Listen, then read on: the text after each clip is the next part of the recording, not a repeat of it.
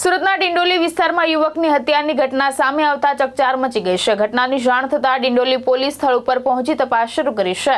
સુરતના ડિંડોલી વિસ્તારના રાજમહેલ મોલ ખાતે એક યુવકની હત્યાની ઘટના સામે આવી છે। પ્રાથમિક માહિતી મુજબ મૃતકનું નામ રાજ દુબે, ઉંમર આશરે 20 વર્ષ હોવાનું જાણવા મળ્યું છે।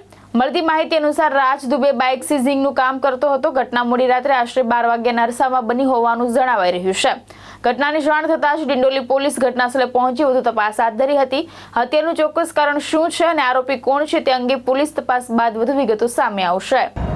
આજરોજ સવારે આશરે 7:45ની આસપાસ ડિંડોલી પોલીસ સ્ટેશનમાં એક ઇન્ફોર્મ કરવામાં આવ્યું કે ભાઈ ડિંડોલીમાં રાજમહલ મોલ છે, ત્યાં પહેલા માળે મોલમાં એક લાશ પડેલી છે। જે અનુસંધાને ડિંડોલીની સ્થાનિક પોલીસ, પીઆઈ અને તમામ સ્થાનિક પોલીસનો સ્ટાફ આવ્યો।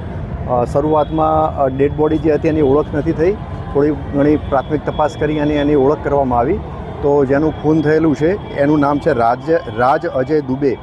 એ ઉંમર વર્ષ એની 20 છે અને એ રઘુકુલ નગર CR પાટીલ રોડ ડિંડોલી સુરતનો રહેવાસી છે। એ એના પરિવાર સાથે અહીં રહે છે અને એ રિકવરી એજન્ટનું કામ કરે છે। રિકવરી એજન્ટ એટલે કે જે ટુ વ્હીલર જે લોન ઉપર જે ગ્રાહક લેતા હોય અને એના લોનના હપ્તા બાકી હોય તો એ રિકવર કરવાની કામ કરે છે। હાલમાં તપાસ પ્રાથમિક તબક્કામાં છે, ફરિયાદ લેવાનું હાલમાં ચાલુ છે અને હાલની તપાસ દરમિયાન કોઈ આરોપી મળી આવેલ નથી। ટૂંકમાં અનડિટેક્ટ છે, પરંતુ હાલ પ્રાથમિક તબક્કામાં છે તપાસ અને આરોપીની શોધખોળ કરી અને ગુનો ડિટેક્ટ કરવામાં સ્થાનિક પોલીસ એ દિશામાં કાર્યવાહી કરી રહી છે।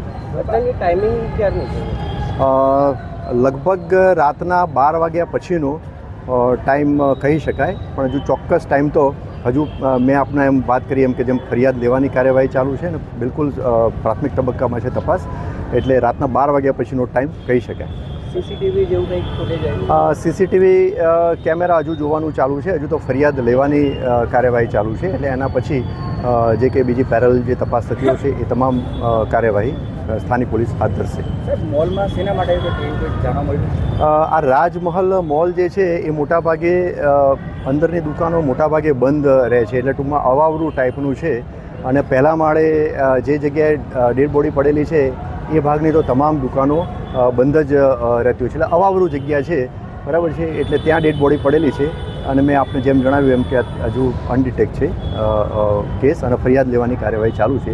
જે કંઈ ડેવલપમેન્ટ હશે, જે કંઈ અપડેટ હશે આપ સમક્ષ પછી રજૂ કરવામાં આવશે। ભાવેશ ઉપાધ્યાય, દ્રષ્ટિકોણ ન્યૂઝ, સુરત।